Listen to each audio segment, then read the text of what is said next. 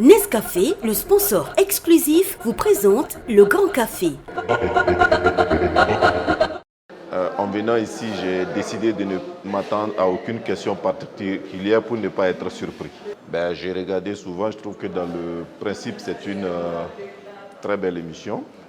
Je ne suis pas du tout télé en général, mais là j'ai souvent regardé, même souvent en retard, quand j'entends parler de ça. Oui, j'ai trouvé que c'était un bon concept. C'est d'ailleurs pourquoi en venant ici, j'ai fait un peu le vide dans ma tête. Et puis, il y a un jeune là il y en a que je connais. Il y a un là dont j'ai oublié le nom, mais que je trouve souvent très teigneux. D'ailleurs, la dernière émission que j'ai regardée sur YouTube, il disait si tel invité était l'Afrique, voilà. Donc vous voyez un peu de qui il s'agit. Voilà exactement à quel moment.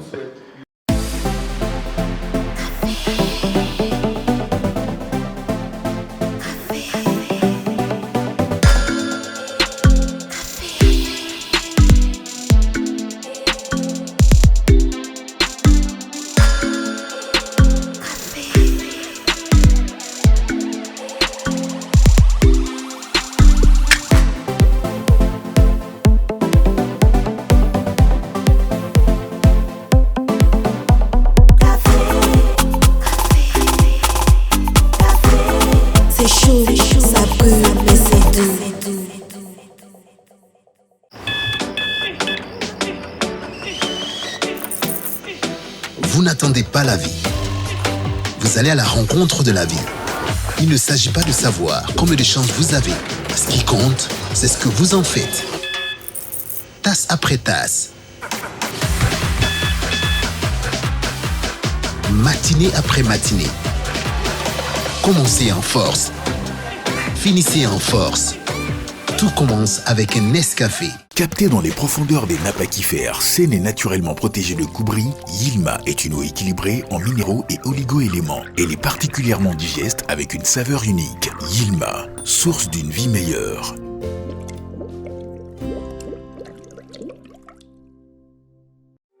En 2021, au Burkina Faso, nous restons les numéros 1 de la vente d'électronique de dernière génération. Nous mettons à la disposition de notre clientèle de plus en plus exigeante à la technologie de pointe, des téléphones portables et accessoires intelligents, des tablettes et écrans à affichage Retina, des caméras motorisées de surveillance connectées, des ordinateurs du futur, des câbles, des connectiques, des disques durs, des téléviseurs Android, des caméras numériques professionnelles, des drones.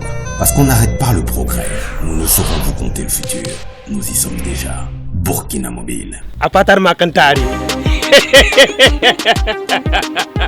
Burkina Mobile SRL.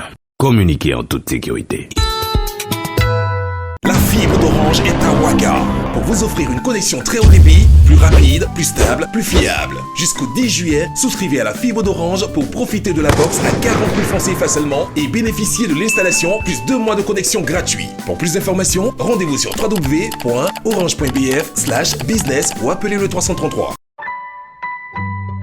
Orange. Bonjour, bienvenue au Grand Café,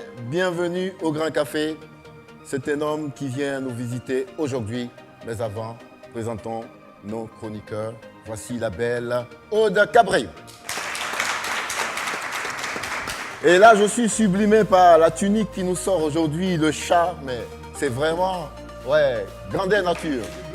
C'est du black. Merci. On a adoré. Et voici en 3 pièces, Salif Akeman, je crois que c'est pour respecter un peu l'invité qui vient, parce que celui qui vient a l'habitude de porter une toge.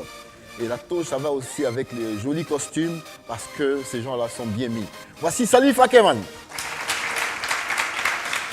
Et notre coach, celui qui supervise toute la team jusqu'au bout des ongles, il s'appelle Zinaba Rasmane.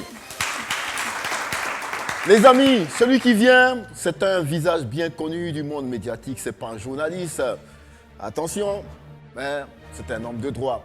Un homme de droit qui prend la parole souvent publiquement pour opiner sur beaucoup de questions qui nous intéressent.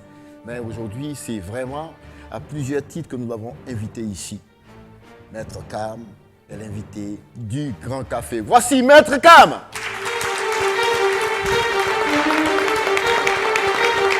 Bienvenue.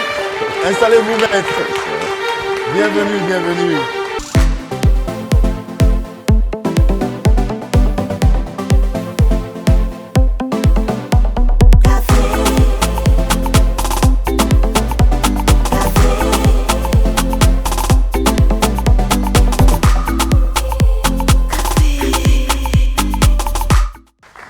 Alors, très rapidement, avant de parler à notre invité, on va respecter la tradition ici. On va pour les photos de la toile et on commence par M. Zinaba. Zinaba, qu'est-ce que vous avez vu sur la toile et qui vous a inspiré? Une capture. Oui, capture d'images, mauvaise nouvelle dans le monde artistique. Ouais. Depuis ce jour, l'artiste Eskeli, connu sous ce nom, l'homme qui a construit tout un mythe autour de lui dans ces derniers jours, mais surtout qui a été au début du coupé-décalé avec cette danse, le Konami, ce concept, le Konami, l'homme qui a été l'artiste Afrique de l'Ouest 2012 au Koundé, n'est plus. La nouvelle est arrivée, est tombée comme un coup près. Ouais. On ne s'y attendait pas, on pensait encore à un autre buzz, ouais, à la manière comme on l'avait vécu, ouais, et comme Eskeli avait le secret. Ouais. Malheureusement, la nouvelle s'est confirmée. La télévision ivoirienne a confirmé l'information. Il est décédé dans la nuit du 24 au 25 ouais, août.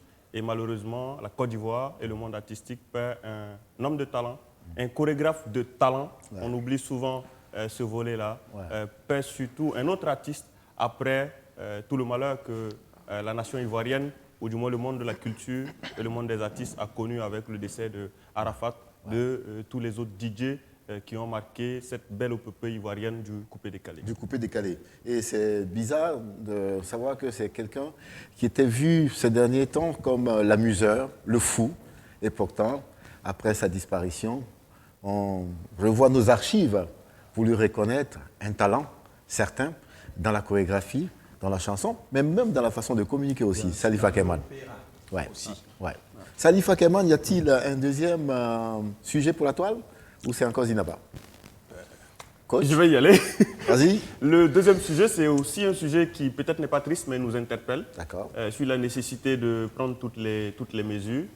C'est vrai qu'on parle beaucoup actuellement de coronavirus, la crise sanitaire qui nous secoue depuis 2019 maintenant, ouais, qui est au Burkina depuis 2020. Mais le ministère de la Santé a publié une information qui fait peut-être froid dans le dos, qu'il y a un cas suspect d'Ebola qui a été retrouvé sur un passager qui a fait la Côte d'Ivoire dernièrement et qui nous a rejoint et qui a été détecté plus ou moins à l'hôpital de Bogodogo. Oui. Cette information fait suite à un cas déjà qui a été signalé en Côte d'Ivoire, un cas cette fois-ci qui n'est pas suspect mais un cas d'Ebola qui a été avéré en Côte d'Ivoire et où il y avait 49 cas contacts. Oui. Effectivement, autour desquels il y a eu beaucoup de communication. Et donc, c'est un mal qui a secoué l'Afrique déjà. On se rappelle des cas au Congo, on se rappelle des cas en Guinée. D'ailleurs, Guinée, pays à partir duquel est partie cette personne-là qui a été détectée en Côte d'Ivoire et pour laquelle on invite les citoyens et les citoyennes à être beaucoup plus prudents et naturellement à respecter les mesures en la matière pour éviter une propagation de la maladie. De la maladie. C'est les deux photos de la toile aujourd'hui. On va vous applaudir pour toutes ces recherches. Merci. Maître, nous sommes très honorés de vous avoir aujourd'hui au Grand Café. On le sait, vous avez profité d'un temps de congé pour être là. Sinon, ce serait vraiment difficile. Alors, l'histoire dit que tout commence à Bobo Dioulasso. Là, vous êtes de Bobo, vous êtes né à Bobo Dioulasso. Votre père est un militaire. Il a le grade de, on peut dire, sous-officier puisqu'il est sergent. Adjudant-chef. Adjudant-chef, voilà. Déjà, ça fait partie de la hiérarchie des sous-officiers. Alors, votre papa est donc militaire, votre maman, elle est institutrice. Et vous, à un moment donné, quand on est dans une ville comme Bobo Dioulasso, si ce n'est pas le football, c'est la chanson, au moins, en termes de passion. Et vous, c'était quoi? Peut-être les deux, hein, parce que c'était le football comme tous les enfants de Bobo, de ma génération. Okay. Mais la musique aussi, peut-être par rapport au contexte. Pour ceux qui connaissent le groupe Farafina, Oui. Donc, qui est un C'est grand le groupe Brésil, traditionnel Bien sûr. burkinabé. Bien sûr. Le groupe Farafina était juste en face Ok. de notre cours. Ok. Donc voilà, on commence à toucher un peu au djembé, puis après à la guitare basse. Ok. À partir des léopards, parce que je suis né au camp militaire, donc il y avait un orchestre là-bas. Ok. Et voilà, certains donc, de nos camarades d'enfance ont continué dans la musique. Ouais. Et aujourd'hui, voilà. Aujourd'hui, voilà. Et pourtant, au niveau du football, quand même, c'était un peu plus poussé que la musique, non? Oui, le football, c'était un peu plus poussé. Ouais. Voilà, on a eu les équipes de quartier qui, en son temps, à Bobo, représentaient quelque chose. Ouais. Nous, on avait une équipe de foot qui était dans le quartier secteur 6 de Bobo, qui s'appelait RAS. Okay. Mais bon, qui a connu la plupart des grands joueurs de foot de ce pays. Ouais. Pour la petite histoire, Isaïe Traoré, qui est le papa de Bertrand et Alain Traoré, donc a joué dans l'équipe. Wow. Il y a d'autres noms, mais bon, voilà, c'est un peu ça l'enfance à Bobo à ce moment-là. Ça, c'est la parenthèse passion. Voilà. Et là, vous allez à l'école, normalement, comme les enfants de votre âge. Et au niveau du cursus scolaire, on va dire que tout se passe très bien, jusqu'au bac. Alors, au niveau du bac, qu'est-ce que vous avez voulu faire exactement quand vous obtenez votre bac? Alors, quand j'étais déjà en terminale, là, le choix était fait. Je voulais faire le droit. D'accord. Et je me rappelle que quand vous étiez en terminale pour remplir les fiches d'orientation, vous aviez 3 choix à faire. Et moi, je ne savais pas que choisir en dehors du droit. Okay. C'était donc interdit de répéter des choix. Mais comme je ne connaissais pas ce que j'allais faire à part le droit, donc mon premier choix, c'était le droit. Oui. Le deuxième choix, c'était le droit. Et le troisième choix, c'était le droit. C'était le droit. Ouais. En fait, sur les 3 choix, on n'avait qu'un choix, quoi. Ben ouais. Alors, et à l'époque, systématiquement, quand on obtient le bac, il faut visiter la capitale. Absolument. Voilà. Et vous débarquez à Ouagadougou, un Bobolais qui débarque à Ouagadougou à l'époque. Est-ce qu'on pouvait dire que vous étiez un peu dépaysé, vous n'étiez pas dans votre biotope, vous n'étiez pas dans votre environnement? Alors, méconnu, oui, parce que j'étais déjà venu, avant les années universitaires, j'étais déjà venu une fois pour les vacances. Mais après le reste, y vivre, il y a beaucoup de choses qui changent. Hein. Bien sûr. Déjà, nous, à Bobo, quand on était petits, on aimait faire le thé. Oui. Bah, à l'époque, à Ouagadougou, quand vous faites le thé, vous êtes taxé d'être des drogués. Et autre chose, à Bobo, dans les soirs, oui, on aime acheter des friandises. Oui. Et bon, il y avait les beignets, les halocos, tout ça, mais ça se vendait à 5 francs l'unité. Bien sûr. Et donc, nous, on arrive à Ouagadougou, ça se vend à 25 francs l'unité. Mais on ne le sait pas.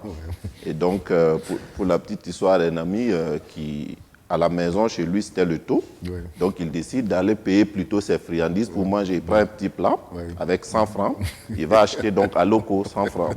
La bonne dame lui met 4 à loco. Et donc, lui dit non, non, madame, j'ai dit 100 francs. Et elle dit c'est pour 100 francs. C'est le mauvais. Bon, c'est vraiment bienvenu à Ouagadougou, quoi. Ben, voilà. Ouais. Alors, et en aparté, vous m'avez dit quelque chose. Les jours de fête, vous ne vous retrouvez pas carrément. Parce qu'à Bobo du Lasso, ça se passe autrement. Oui, là, c'était un des plus grands chocs, c'était le premier mois de Ramadan. Ouais. Bon, le Ramadan à Bobo, vous êtes chrétien, vous êtes musulman, vous ne vous rendez pas compte. Ouais. Parce que bon, le soir à la rupture, ben, tout le monde à la rupture, vous rompez partout, à tour de rôle et tout. Et nous, on arrive à Ouagadougou, ben, à la rupture, vous ne pouvez même pas avoir la bouillie pour boire. Et il faut... Et le pire, il faut acheter la bouillie. Ouais. Et quand vous allez acheter la bouillie à Ouagadougou, vous achetez la bouillie et le sucre. Et le sucre. Bon, c'est vraiment des bobolets à Ouagadougou. Alors, et petit à petit, on finit par s'adapter. Ben oui. Par trouver ses repères. Exact. C'est l'université de Ouagadougou, une bonne ambiance. Vous retrouvez plein d'amis. Et le cursus va se passer vraiment dans de très bonnes conditions. Mais à l'époque, vous avez une façon de parler aussi. Vous dites, chaque année, il y a ceux qui vont à la session, il y a ceux qui passent, Oui. et puis il y a une troisième vague. Non, on avait comme ça, en cours d'année, on disait que la faculté, c'était la faculté de droit et des sciences politiques. Hein. D'accord. On disait que la faculté était divisée en deux catégories d'étudiants. Voilà, ceux qui vont en session et ceux qui réussissent en juin. Et donc, on va plus loin.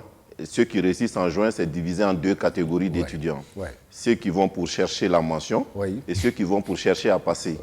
Et donc, c'était comme ça des divisions, mais qui étaient très stimulantes parce que finalement, il y avait donc une espèce de concurrence au sein de la fac pour faire partie tout simplement de la bonne catégorie. Déjà, ceux qui passent en juin et ensuite, parmi ceux qui passent en juin, ceux qui cherchent la mention.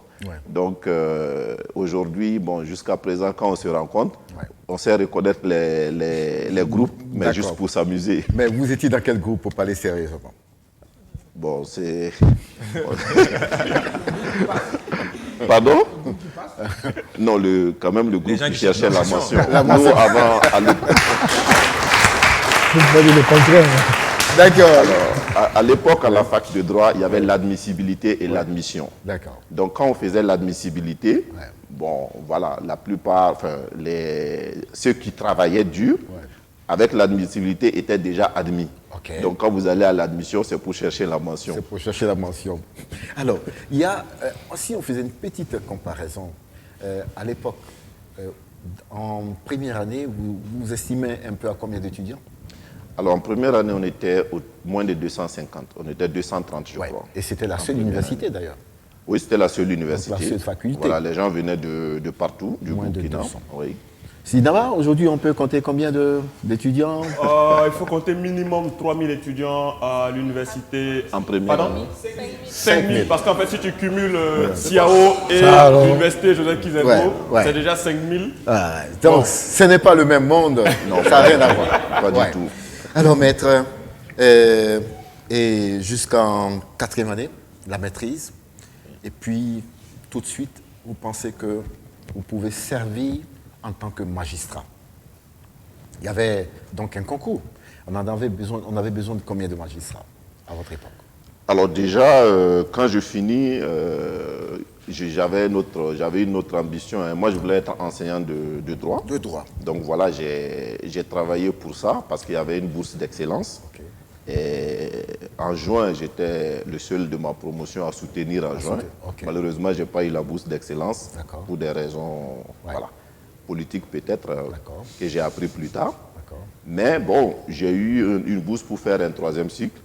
Et bon, je continuais. Puis, il y a un monsieur qui est là toujours, qui était un de nos profs. Il s'appelle Jérôme Bougouma.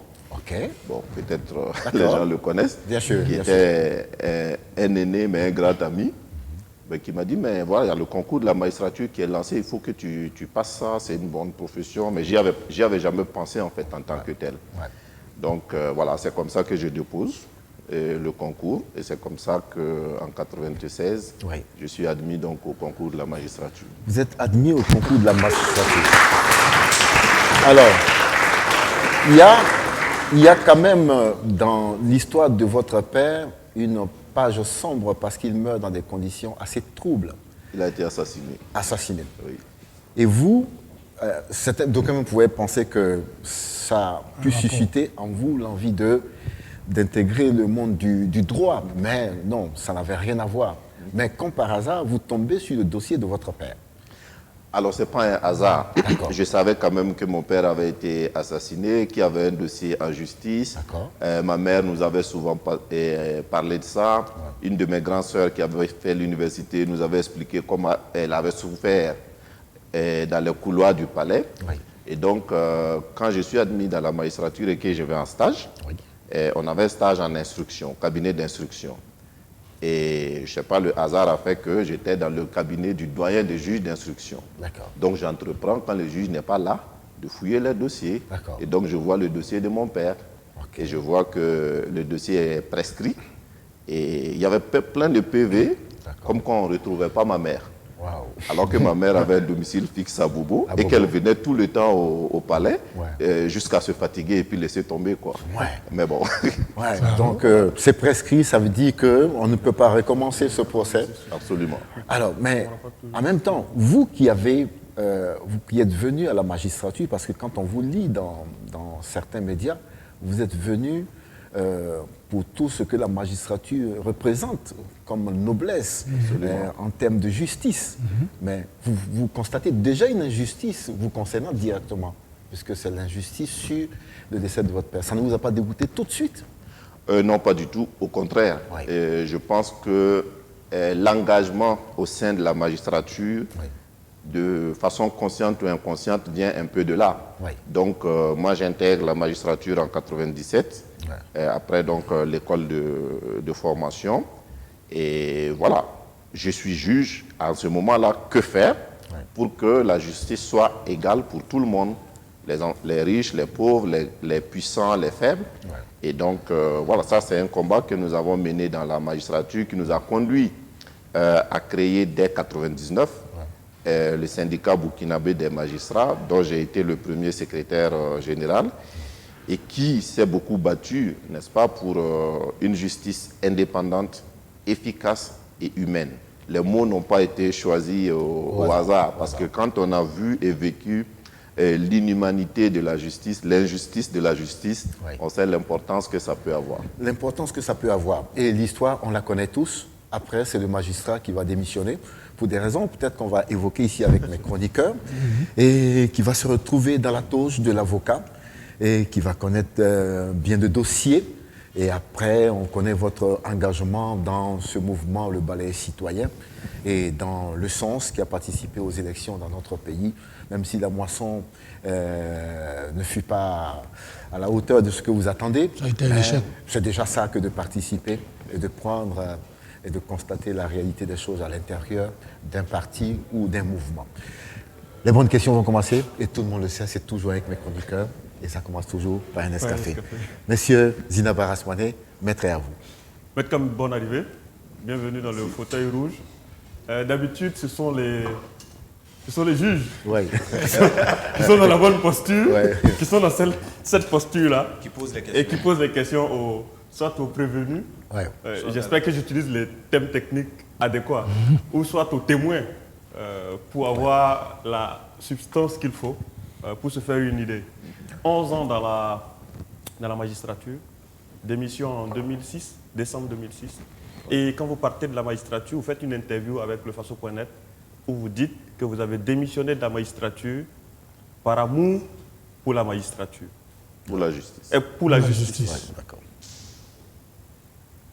Ironie du sort, on ne comprend pas cette formule. N'est-ce pas parce que derrière la magistrature, il y a le profil ou le métier d'avocat qui est beaucoup peut-être plus lucratif et qui vous a incité à partir, ou bien parce qu'effectivement il fallait partir à cette étape-là. Et d'ailleurs, quand on a un amour pour quelque chose, on a un amour pour la justice, et qu'on est dans l'instance où il faut transformer les choses, il faut opérer sa révolution, pourquoi partir? Je l'ai expliqué fort heureusement dans ma lettre de démission, parce que quand j'ai pris la décision de démissionner, je me suis dit, est-ce que je fais comme tout le monde, démission par convenance personnelle, ou est-ce que je dis clairement les raisons pour lesquelles je m'en vais? Bon, et comme je ne voulais pas mentir à moi-même, parce que je pourrais mentir aux gens en disant convenance personnelle, mais j'aurais aussi menti à moi-même. Donc j'ai écrit dans la lettre de démission que lorsque j'ai intégré le corps de la magistrature, j'étais fier d'appartenir à une profession, la seule d'ailleurs, dont le nom est une vertu, la justice. Et j'y rentre et je me rends compte que c'est le contraire. Et donc, je me mets à me battre pour changer, et je me rends compte que le problème, ce n'est pas seulement les politiques, que le problème, c'est aussi même les magistrats, donc qui refusent en fait d'être indépendants. On arrive à un moment où la lutte devient comme une lutte personnelle. Moi, j'ai vécu des moments où des jeunes magistrats avaient peur de s'arrêter avec juge Kam à l'époque, parce que ça ne plaisait pas à l'autorité et tu pouvais être sanctionné. Donc quand on en arrive à cette organisation de la justice qui fait que les magistrats ne peuvent pas être indépendants, vous avez le choix, soit vous changez, soit vous partez. Moi, j'ai décidé de partir, mais de ne pas ranger en fait l'arme de combat. J'ai décidé de partir, et immédiatement après mon départ, Nous avons créé le Centre pour l'éthique judiciaire, nous avons mené d'autres combats et aujourd'hui, je suis heureux de voir ce qu'est devenu la justice, très indépendante. J'avoue que souvent, j'ai de la nostalgie de ne pas y être, mais l'amour que j'avais pour la justice commandait quand même à un certain moment que je ne sois pas, en fait, un acteur de cette dépravation de la justice. Est-ce qu'après le métier d'avocat, qui est un métier libéral, où on gagne peut-être beaucoup plus d'argent que être juge, n'a pas aussi pesé dans la balance du départ? Alors ça, c'est une appréciation. Hein. Quand on dit la profession d'avocat, on gagne beaucoup d'argent que juge, c'est pas évident. Il y a des avocats qui ont beaucoup d'argent plus que les juges. Il y a aussi certains qui ont moins d'argent que les juges et aimeraient pouvoir être juges, au moins pour ça. Donc ça, ce n'est pas évident. Mais moi, quand je démissionne de la magistrature, c'est vrai, j'avais en tête d'aller au barreau, mais ce n'était pas une certitude. La seule chose qui était une certitude pour moi, c'est que je ne tenais plus dans la magistrature. La deuxième chose qui était une certitude, c'est que je savais que par rapport à ce que je connaissais en droit, je ne pouvais pas mourir de faim. Donc, je me suis dit, je vais essayer d'aller au barreau. Si ça marche, tant mieux. Si ça ne marche pas, ben, je ferai autre chose. La loi prévoit 2 mois, maximum 4, pour intégrer le barreau. J'en ai fait 18 pour intégrer le barreau, à la suite de procédures judiciaires. Très difficile.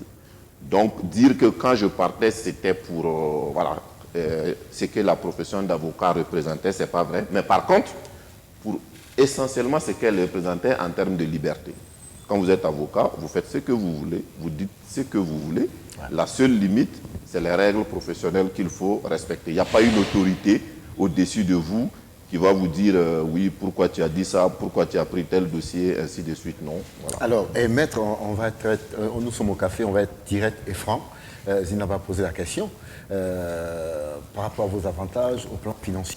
Vous avez dit que c'est une appréciation. Ok, ça peut varier d'un avocat à un autre. Absolument. Mais vous concernant, est-ce que vous gagnez plus d'argent que quand vous étiez magistrat ou est-ce que vous en gagnez moins? Quand j'ai quitté la magistrature, mon salaire c'était 326 000 francs. D'accord. Quand j'ai quitté la magistrature. D'accord. Voilà. Aujourd'hui, je paye des gens qui gagnent beaucoup plus que ça. D'accord. Donc, bien que c'est pas pareil du tout. C'est pas la même chanson, comme on dit.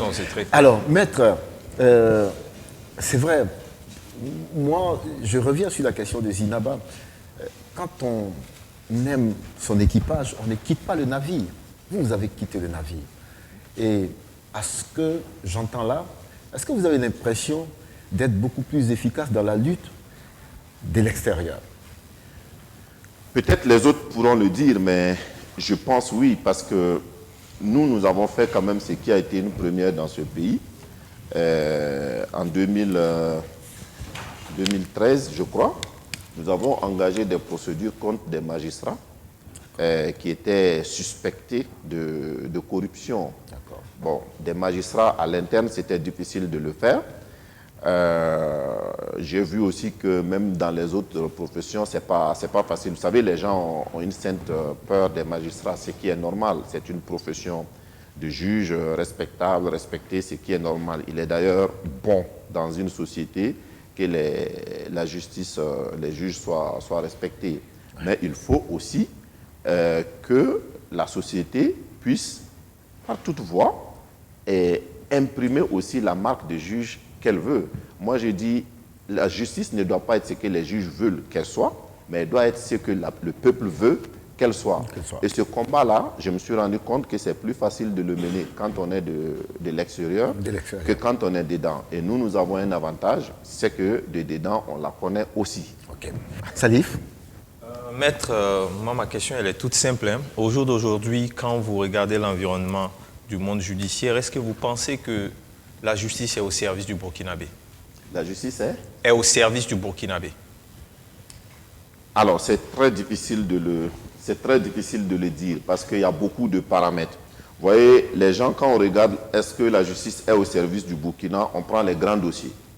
Mais les grands dossiers, ce sont des baromètres. Mais ce ne sont pas les seuls baromètres. Le commun de mortel, ce qui l'intéresse, lui, ce sont ses propres affaires.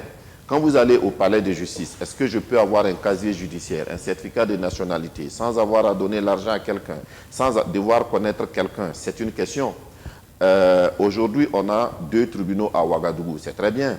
Mais lorsque vous quittez, je ne sais pas moi, vers Tanguy-Ndassuri, et que vous devez venir à Ouagadougou pour une demande de garde d'enfants, et que vous devez faire 30 km pour venir vous asseoir toute une journée pour qu'on vous dise que le juge n'est pas là, ou alors vous quittez 200-300 km, vous venez à la cour d'appel pour une audience, vous arrivez, vous attendez toute la journée et qu'on vous dit que le dossier est renvoyé parce qu'un juge n'est pas là, et d'ailleurs il y a une formule, on dit pour bonne administration de la justice. Donc quand un juge n'est pas là et qu'on renvoie, c'est pour bonne administration de la justice. Allez-y voir. Ouais. Donc quand vous prenez ces éléments-là, vous pouvez dire difficilement que la justice est au service de la population. Et pour moi, en fait, c'est ça, en fait, le baromètre le plus important.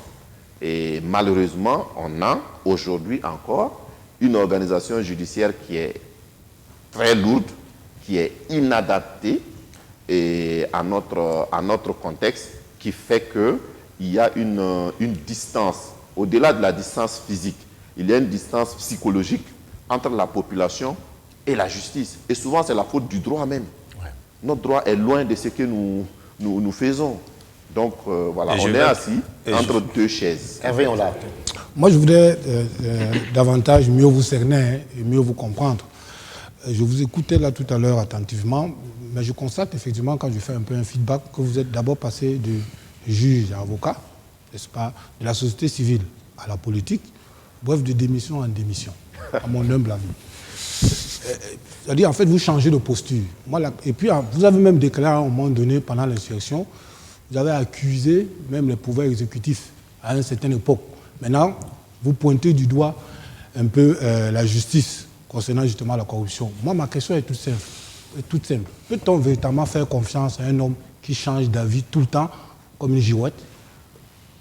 Ça aussi, ça dépend de où on met le curseur. Parce que moi, je considère qu'il n'y a pas un changement d'avis. Quand vous prononcez quelque chose. Moi, je suis là en face, il y a une tasse rouge qui est devant moi. Ouais. On me demande quelle est la couleur de la tasse, je dis elle est rouge. Ouais. Mais s'il y a une tasse bleue qui est devant moi, on me demande quelle est la couleur, je vais dire la tasse est bleue. Ouais. Je ne vais pas dire la tasse est rouge parce que j'avais dit déjà que la tasse est rouge.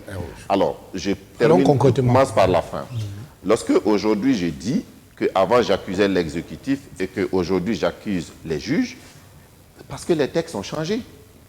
Avant, quand vous prenez les textes d'organisation de la justice, le ministre de la Justice avait tout pouvoir sur les juges. Il les nommait, il les dénommait, si on peut les dire ainsi. Il avait le pouvoir disciplinaire sur les juges. Et moi, je me souviens, par exemple, que dans un dossier que nous avions, au moment où on devait prendre la décision, le téléphone du président sonne. Il raccroche, il dit c'est le ministre de la Justice. Il nous dit de faire ça.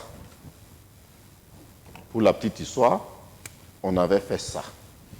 Quand il a dit de faire ça, on a pris la chemise du dossier, on a barré et on a fait autre chose. Le mois qui a suivi, on a enlevé le président du tribunal. Donc, quand la justice ne fonctionne pas bien dans ces conditions-là, c'est le pouvoir politique, c'est le pouvoir exécutif. Aujourd'hui, les textes de la justice ont changé. Nous avons une des justices les plus indépendantes du monde. Le ministre de la Justice n'a absolument aucun pouvoir sur les juges. Donc, si la justice ne fonctionne pas bien, eh bien, ce sont les juges. Parce qu'ils ont tout pour bien fonctionner. S'ils ne le font pas, et moi, en ce moment, je ne peux pas continuer à dire que c'est l'exécutif. En fin de compte... Pourquoi vous démissionnez alors? Ça, c'est arrivé. Ça, c'est des textes qui sont arrivés en 2015, à la faveur de la transition. Moi, j'ai démissionné en 2006. Et d'ailleurs, quand j'ai démissionné dans ma lettre, j'ai dit je démissionne à compter du 1er janvier 2007. J'ai déposé ça le 28 novembre. Et le 15 décembre, je reçois un décret, on dit ta démission est acceptée à compter du 15 décembre 2006. Tout ça, c'est le contexte. Donc, c'est 10 ans après que les textes ont changé. Et ces changements-là, tout modestement, je pense quand même que nous y avons contribué. Apporter quelque C'est chose. pas fini, mon la commandant, parce que justice même qui- pourquoi aussi il est quitté, il a démissionné, enfin, il a claqué aussi la porte, justement au niveau de Du balai citoyen. du balai citoyen. Du balai plan citoyen. civil. Parce qu'il ne faut pas rester seulement sur le plan juridique, il faut aussi regarder Alors, aussi. là, sur le c'est tir une également sur- OSC. Oui, parce Non, qu'il est en train de mais changer un peu on partout. peut y aller. Oui, on va y aller. Quand je suis porte-parole du balai citoyen, c'est un mouvement de veille citoyenne. D'accord. Il y a ses règles. Nous y avons fait ce qu'on a fait. Puis, à un moment donné, nous nous disons qu'il faut peut-être aller plus loin. Nous nous disons, il y a d'autres qui sont restés. Quand vous dites nous disons, Oui, c'est non, comme- ceux qui sont partis. Ceux qui sont partis. Voilà, nous nous disons, il faut peut-être faire les choses autrement. Il faut, les problèmes sont politiques, la solution doit être politique.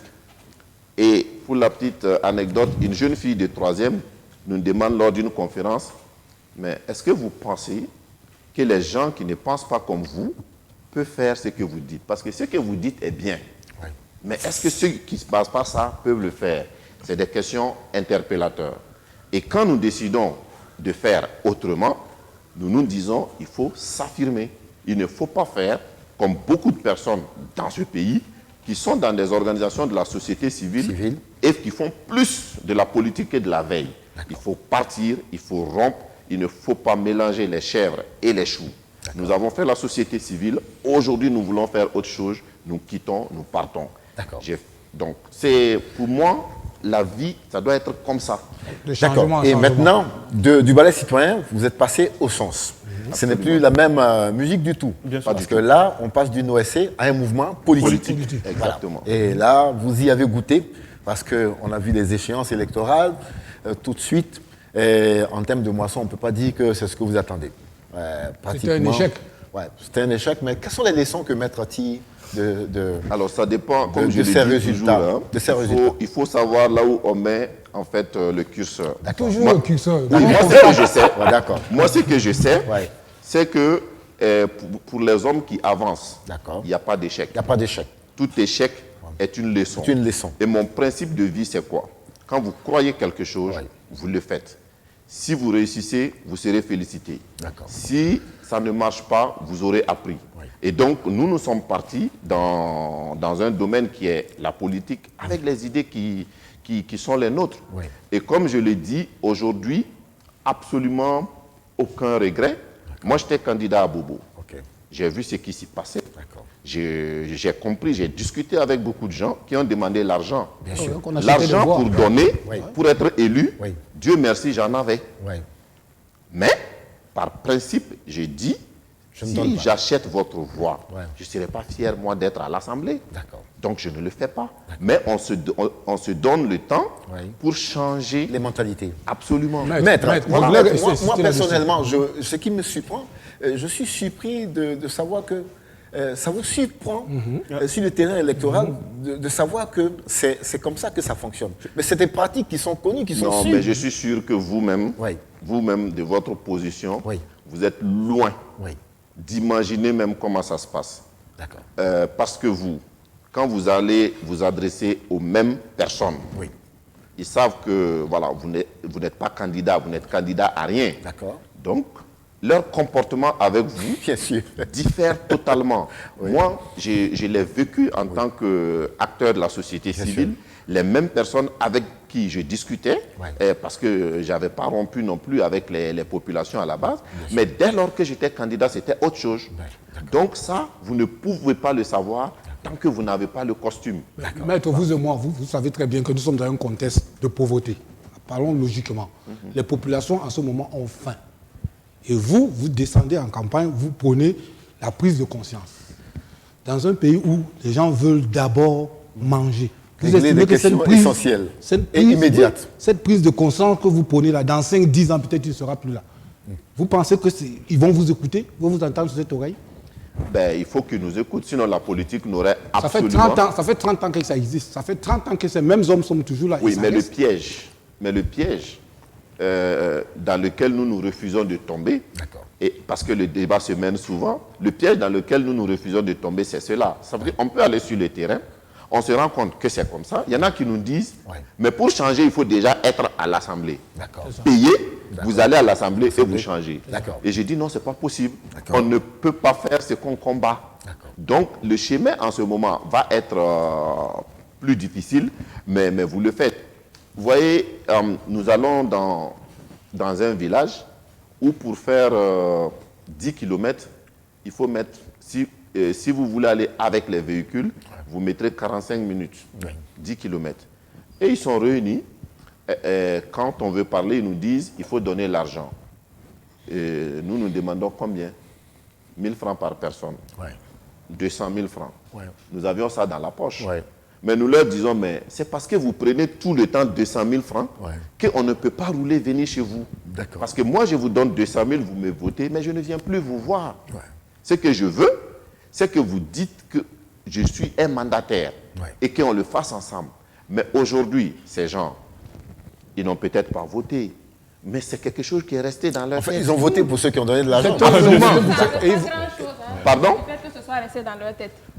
Forcément, parce que dans 5 ans, leur situation ne va pas changer. D'accord. Oui, ça ne change depuis pratiquement 30 ans. En tout cas, maître, sincèrement, je vous dis quelque chose.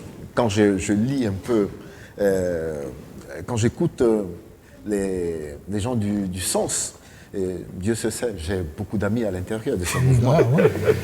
J'avoue que je suis séduit par les vertus qui sont prônées à l'intérieur de ce mouvement. La morale, la droiture et tout ce qui est joli.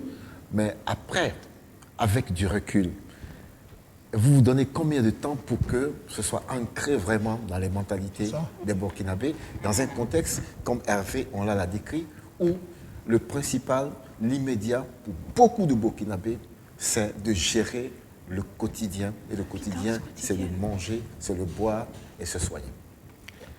Écoutez, nous disons que, vous voyez les choses, moi sincèrement, la cible que j'ai, ce n'est pas ces personnes qui ont été totalement corrompues. Quand je dis corrompues, je ne veux pas dire achat de conscience, mais qui ont été dénaturées. Voilà, qui ont été dénaturées par la politique.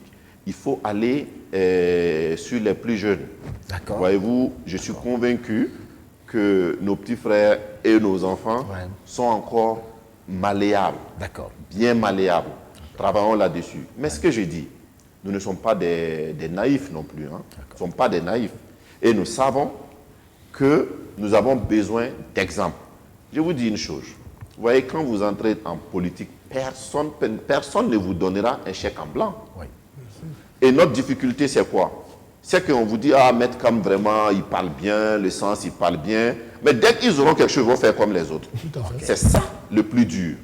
Et nous, tout le combat que nous menons, c'est de pouvoir avoir quelque chose, le plus minime soit-il, mais dans les règles, et de faire différemment. Comme ça, les gens verront que ce n'est pas une fatalité.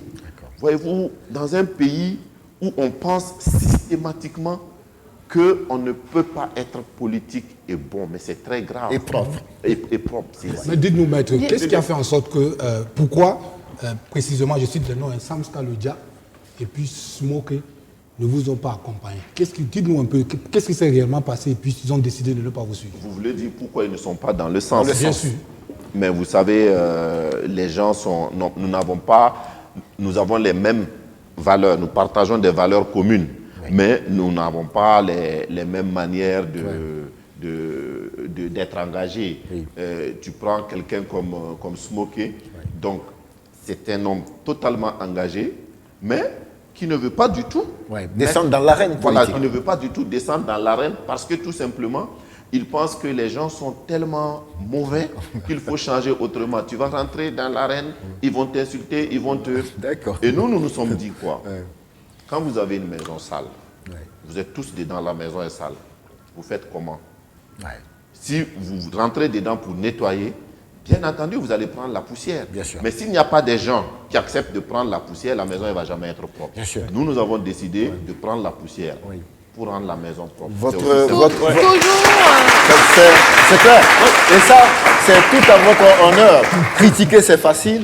Il faut descendre aussi pour dire qu'on veut changer les choses.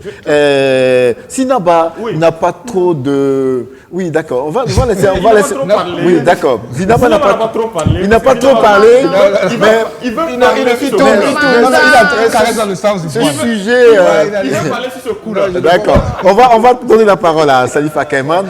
Et puis on va réfléchir pour voir si Sinaba, l'homme du ballet citoyen, peut dire quelque chose. D'accord. Salif Akaiman. Quand Maître parle, c'est limpide, c'est bien présenté. Comme dirait quelqu'un, ça coule de sens. Voilà. Et ça fait sens. Ouais, ça fait sens. Maintenant, moi je pense que dans la communauté, chacun doit avoir un rôle et chacun doit agir là où il est le plus efficace. Si dans la société civile, vous impactez fort, pour moi c'est votre place. Si vous estimez que c'est en politique que vous serez le plus efficace, c'est là votre place. Et vous donnez le maximum de ce que vous pouvez parce qu'on ne peut pas être partout à la fois. Donc, quand vous êtes dans la société civile et puis en temps vous retrouvez en politique, il peut arriver que ça pose un problème de confiance et de crédibilité. Parce que moi, quand tu me dis « sors, on va chasser Blaise Compaoré » et qu'après, je constate que tu convoites le fauteuil que Blaise Compaoré a laissé au profit de quelqu'un d'autre, ça fait deux dans ma tête. Ça, c'est un aspect. L'autre aspect, c'est ma grande surprise quand j'ai vu l'onde de choc qui a traversé Sens, quand Sens est sorti bredouille des élections. J'avoue que le discours m'a plu, que des intellectuels ou des gens venant de divers horizons décident de poursuivre un rêve et un idéal et de s'engager en politique. C'est beau, c'est bien présenté. J'avoue que j'ai été séduit. Mais j'ai été touché par ce que je vais appeler une sorte de naïveté politique. De penser que sortir du bois quelques mois avant les élections, se jeter dans la course et espérer avoir 1 ou 2 députés, j'avoue que j'ai été surpris que le score vous ait mis dans cet état-là. Parce que pour moi, c'était une élection pour la visibilité et pour faire voir ou faire connaître le mouvement ou le parti. Ouais. Mais pour les intellectuels que j'ai vus, les gens pour qui j'ai un grand respect, quand je vois qu'après ça vous a choqué de ne pas avoir des députés, je me suis dit, c'est la mangeoire, il cherchait ou quoi? Je me suis dit, je suis quand même surpris qu'il soit autant touché, quoi. Ouais. Non, mais bon, après, ça se comprend. Nous avions beaucoup plus de personnes qui n'avaient jamais fait la politique. Ouais. Beaucoup de personnes qui n'avaient jamais pensé qu'ils allaient s'engager en politique. Ouais. Et les gens sont allés sur le terrain. Donc, ils ont vu, pour certains, ce qui se passait. Et peut-être qu'ils ont eu la faiblesse de penser que le Burkinabé, tous les Burkinabés, étaient toujours Burkinabé, pays des hommes intègres, que les gens allaient faire ce qu'ils ont dit. Donc, ils ont été surpris. Mais en ce qui concerne, moi, en tant que coordonnateur, je n'ai pas attendu, je vais dire, les résultats ouais. Pour faire un appel aux militants de constater que c'était ce que nous avons fait pour un départ était déjà un bon départ. Oui, donc, et puis, voilà, les gens se sont remobilisés. Mais le choc est lié aussi à ce que les gens ont vu sur le terrain. Le terrain. Comme quoi, entre la théorie et la pratique, il y a tout un océan. Ouais. Ben oui, peut-être, pourquoi pas. Oui, entre la théorie et la pratique, il y a tout un océan. Je partage ce que Salif dit. En même temps, quand on fait une lecture beaucoup plus globale. Mais excusez-moi, est-ce que je peux, parce qu'il avait dit un aspect là, oui. Quand on est de la société civile oui. Et qu'on bascule. Oui. J'ai dit, mon homo va dire encore que, mais moi, j'ai dit tout, qu'est-ce que est le principe? Moi, vous pouvez retourner dans tout ce que j'ai fait depuis les années universitaires. Moi, j'ai toujours considéré la vie comme une école. Donc, j'ai toujours considéré la société civile comme aussi une école de formation. Et je considère, ce que j'ai dit, c'est qu'il ne faut pas faire de mélange de genres. Vous avez des expériences. Après, si vous estimez que vous pouvez le valoriser ailleurs, vous y allez. Moi, je serai content le jour où ceux qui ont fait leurs armes dans des organisations de la société civile, comme le ballet citoyen, viennent en politique et mettent en œuvre ce qu'ils ont toujours dit, je serais heureux que des leaders syndicaux qui ont toujours défendu un idéal viennent en politique et font la même chose. Allez-y allez-y voir les Chavez, ce qu'ils ont pu faire pour leur pays, c'était des leaders syndicaux. Ils sont venus en politique et le pays ne les regrette pas. Il y a aussi d'autres qui ont démissionné en politique. N'oubliez pas que ce n'est pas la fin, parce que même en politique aussi, on peut démissionner. Absolument. Croyez-moi que nous pensons que la politique, ce n'est pas une profession.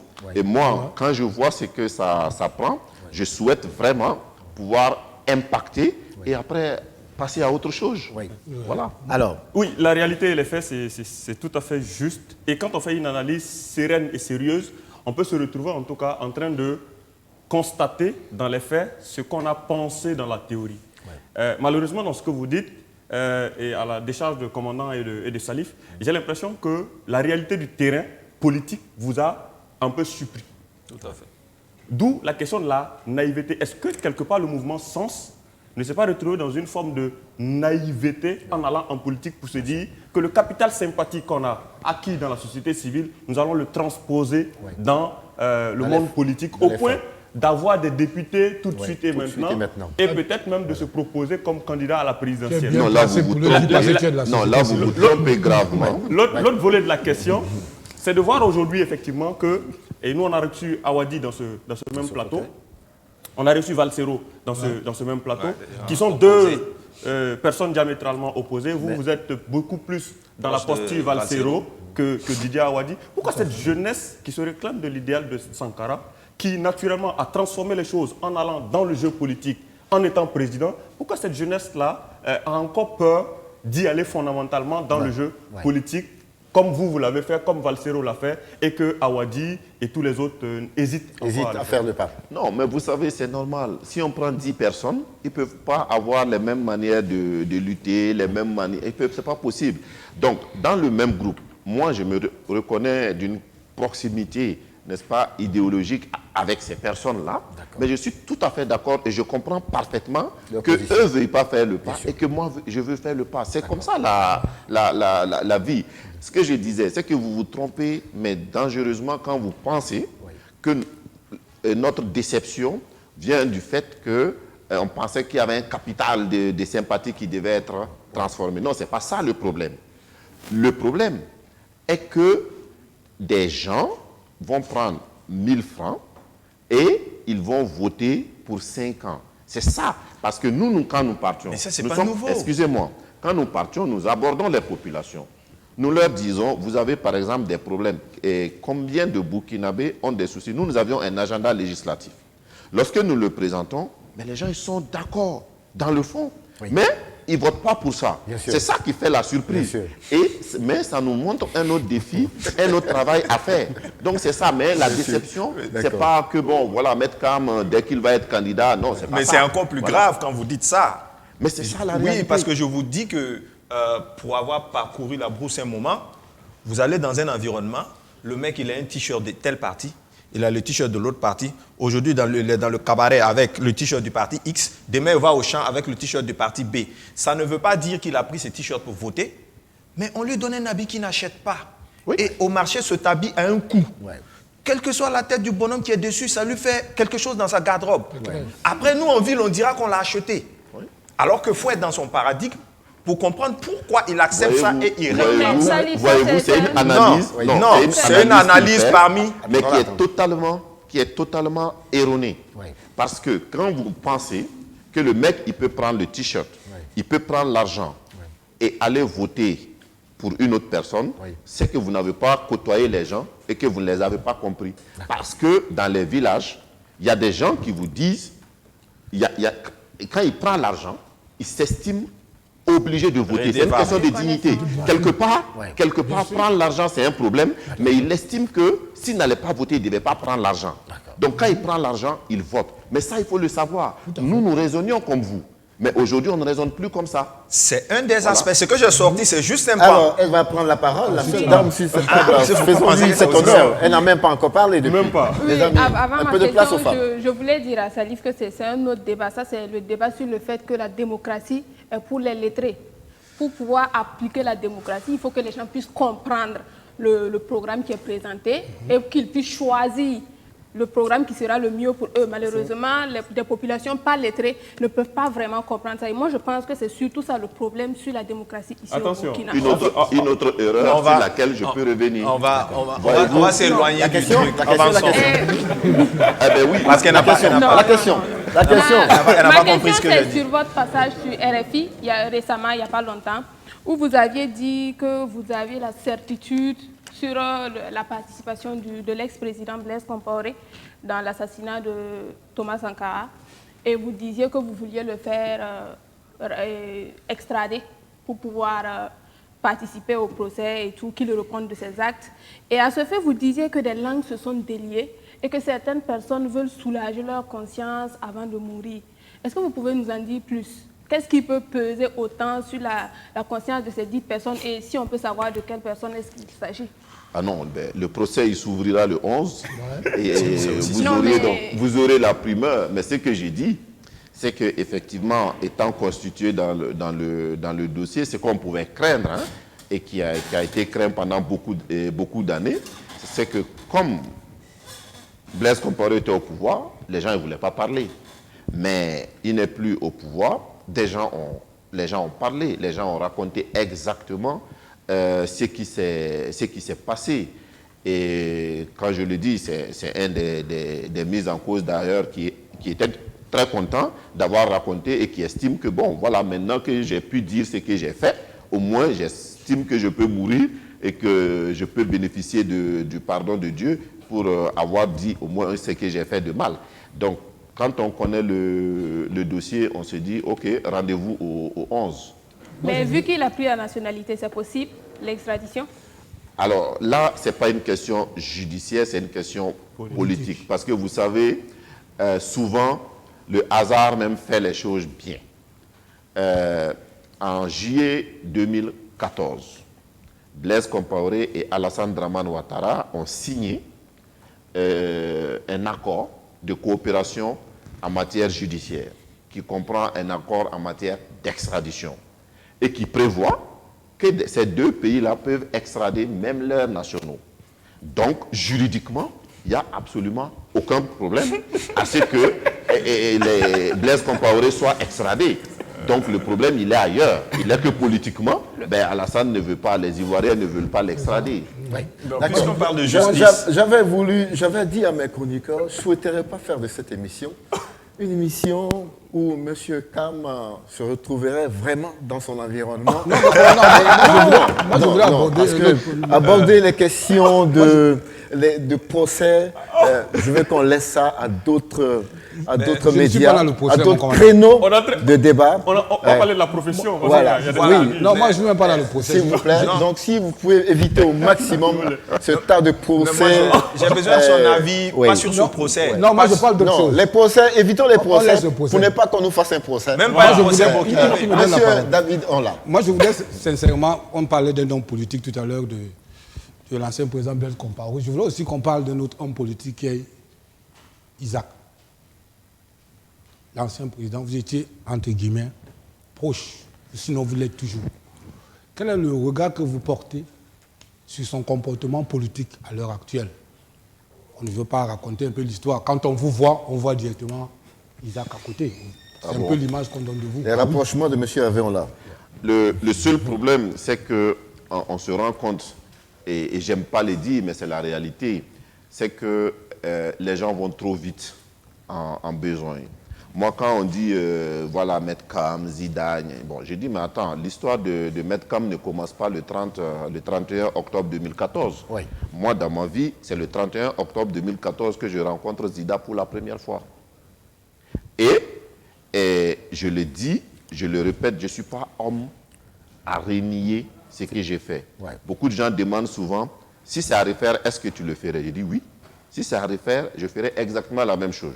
Parce que les gens ont l'impression qu'on va refaire les choses et les esprits vont être différents. Non. Oui. Alors, Zida et moi, jusqu'à aujourd'hui, je suis convaincu, peut-être que je me trompe, mais je suis convaincu que ce monsieur n'aurait pas existé, que probablement les choses ne se seront pas faites comme ça s'est fait, parce qu'avec le recul, moi j'ai dit, j'aime pas parler de Dieu dans les affaires des humains, mais j'ai dit, Dieu aime le Burkina. Parce que si nous connaissions Zida le 31 octobre, la réunion du 31 qui a été improvisée à l'état-major, nous n'aurions jamais accepté qu'il entre. Oui. Parce qu'il est du RSPI. Donc Dieu a fait qu'on ne le connaissait pas et il est entré. Deuxième élément, c'est qu'aujourd'hui, je suis convaincu, peut-être que je me trompe, que si Zida n'avait pas été là, jamais on ne serait venu à bout du RSPI. D'accord, mais est-ce que vous connaissiez les agendas des uns et des autres? Ah, justement, moi, quand je suis avec toi, je te fais confiance parce que, comme on appelle, la bonne foi, c'est ça qui doit être présumé. D'accord. Maintenant que les agendas se révèlent, peut-être même qu'au moment où tu poses tes actes-là, tu es sincère. Hein? D'accord. Après, tu te dis, ah tiens, ça peut se faire autrement. D'accord. Probablement, c'est ce qui a été son cas. Mais ça, c'est son affaire. Est-ce que vous êtes toujours en contact avec M. Zida? Alors, j'ai dit ça sur le plan politique. Je ne suis pas, ça c'est public, je ne suis pas dans son parti, mais est-ce que je suis en contact avec lui ou non? Ça relève de la vie privée. Oui. Vous ne voulez pas répondre à cette question? Les amis, ce café, il y a un semblant de procès dans ce café. Alors, on va s'arrêter juste une minute pour donner un peu de mélodie, voilà, et retrouver un jeune homme qui, lui, a pignon sur rue dans son village, dans sa ville, qui s'appelle Pau. Monsieur est swag, il est branché, il envoie des couleurs, mais c'est aussi quelqu'un qui est accro au punchline. De temps en temps, il fait sa sortie sur la toile. Aujourd'hui, ce qui nous intéresse, c'est un single qui vient de nous sortir. On va vérifier tout ça avec nos chroniqueurs ici. Mesdames et messieurs, voici Razben.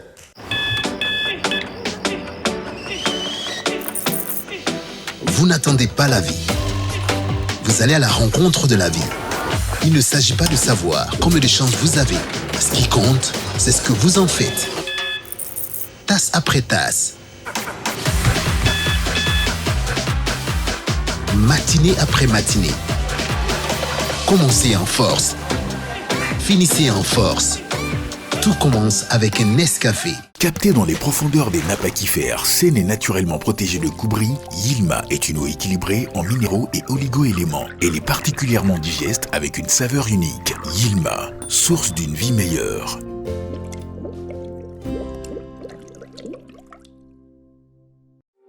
En 2021, au Burkina Faso, nous restons les numéros 1 de la vente d'électronique de dernière génération. Nous mettons à la disposition de notre clientèle de plus en plus exigeante à la technologie de pointe, des téléphones portables et accessoires intelligents, des tablettes et écrans à affichage Retina, des caméras motorisées de surveillance connectées, des ordinateurs du futur, des câbles, des connectiques, des disques durs, des téléviseurs Android, des caméras numériques professionnelles, des drones. Parce qu'on n'arrête pas le progrès, nous ne saurons vous compter le futur. Nous y sommes déjà. Burkina Mobile. Apatar Makantari. Burkina Mobile SRL. Communiquez en toute sécurité.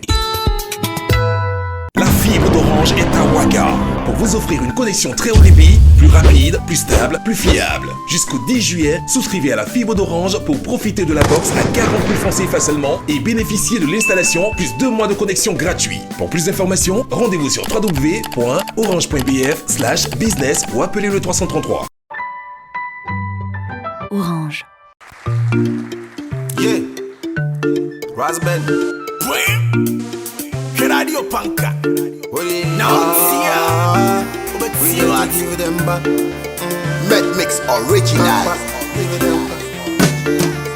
Razben Hasayana, Tavachesame, aha. Booyinga Tavachesame, Tavachesama, aha. Razben Hasayana, Tavachesame, aha. Booyinga Tavachesame,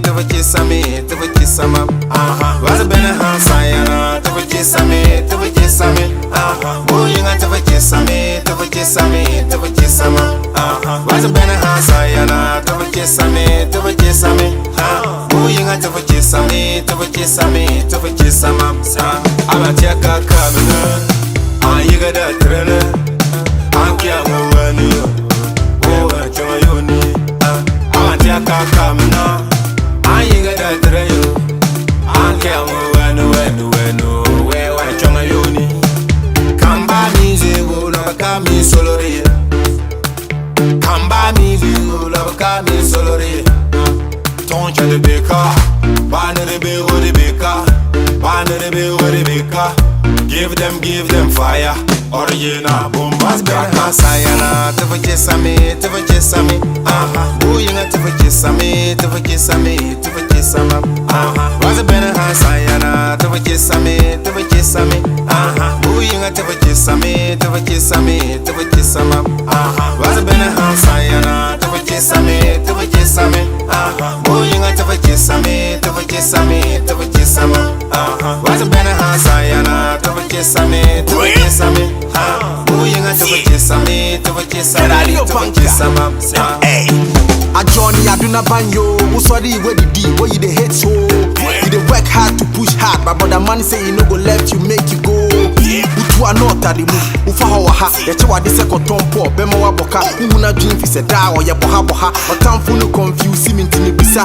Bemu ki masoni. Is it cause of my fame or the money? I dey try get the money to feed my mommy. So me di me chi and try, me feel so lonely. So boy, ka pack mommy yeah. Buka me hunsem da no miami ne. Ye katre war so no ben war na no ko say war say well ye dendi ye. Waza bena sayana, tafakisame, tafakisame. Buyinga tafakisame, tafakisame, tafakisama. Waza bena sayana, tafakisame, tafakisame. Buyinga tafakisame, tafakisame, tafakisama. Waza bena sayana, tafakisame, tafakisame. Buyinga tafakisame, tafakisame, tafakisama. Waza bena sayana, tafakisame, tafakisame. Buyinga tafakisame, tafakisame, tafakisama. Ram pam pam pam pam. One dragon, one family. Going round for life.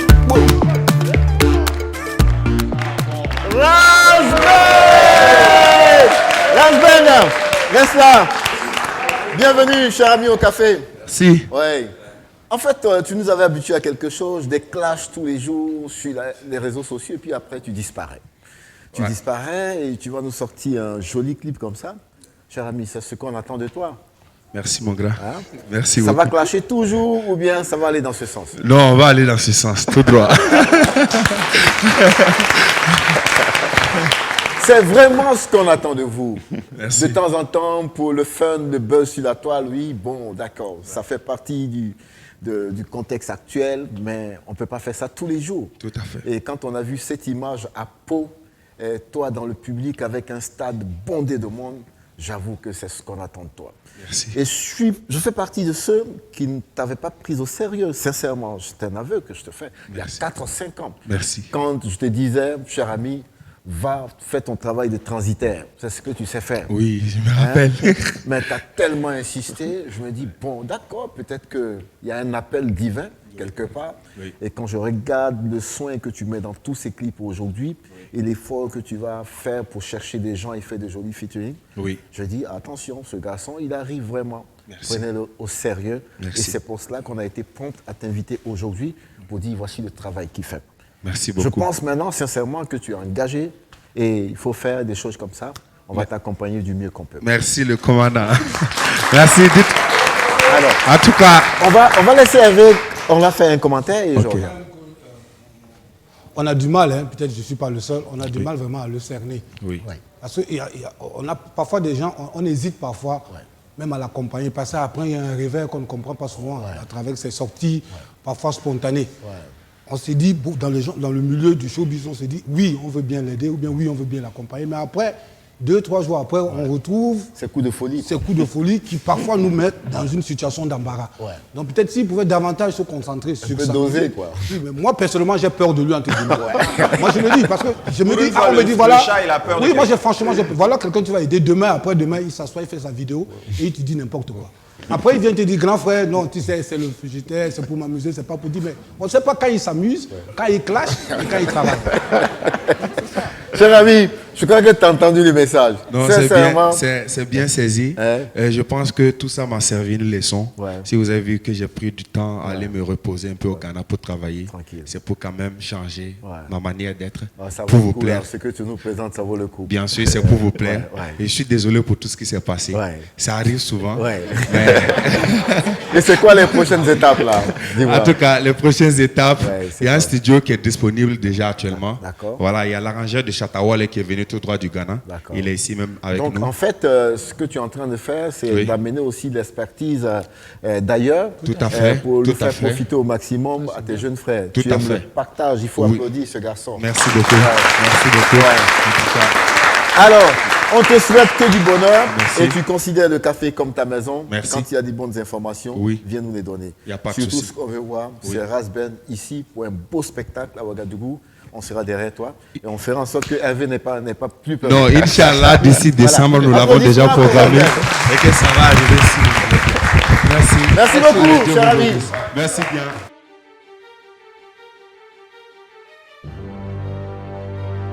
Par rapport à des actions concrètes par rapport à l'insécurité, malheureusement. Oui, d'accord. Malheureusement, nous sommes dans un contexte d'insécurité dont la solution, comme tous les problèmes, est politique. Aujourd'hui, moi, je ne suis pas du tout d'accord avec la doctrine sécuritaire du Burkina Faso, mais comment, en tant que citoyen, en tant qu'homme politique, comment je fais pour que ceux qui sont aux affaires changent de doctrine? Parce que vous n'êtes même pas à l'Assemblée.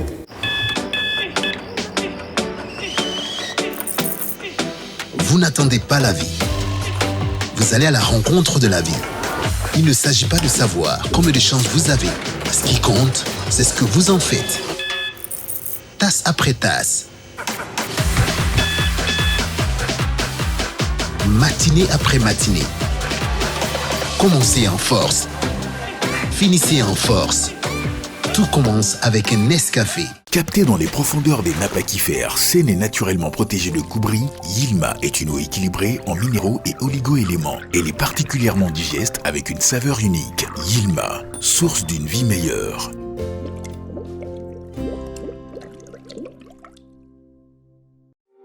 En 2021, au Burkina Faso, nous restons les numéros 1 de la vente d'électronique de dernière génération. Nous mettons à la disposition de notre clientèle de plus en plus exigeante à la technologie de pointe, des téléphones portables et accessoires intelligents, des tablettes et écrans à affichage Retina, des caméras motorisées de surveillance connectées, des ordinateurs du futur, des câbles, des connectiques, des disques durs, des téléviseurs Android, des caméras numériques professionnelles, des drones.